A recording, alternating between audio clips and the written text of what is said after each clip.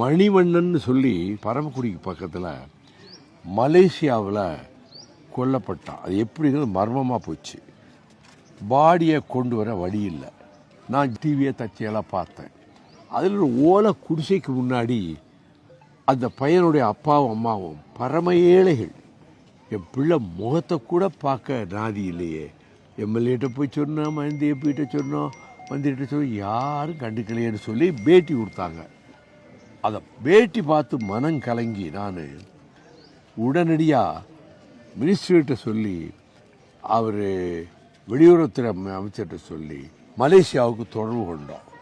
அப்போ என்ன சொல்லிட்டாங்க, அந்த பாடியை கொண்டு வரக்கூடிய செலவில் அந்த ஹாஸ்பிட்டலில் செலவு 48,000 கட்டினா தான் பாடியை கொடுப்போம்.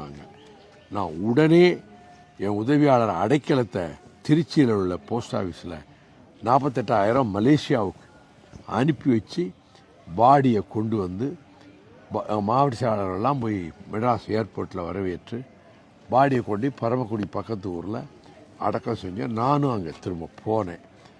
அவங்க ஐயா, அவங்க கட்சியெல்லாம் ஒன்றும் கிடையாது, நம்ம கட்சியெல்லாம் ஒன்றும் கிடையாது.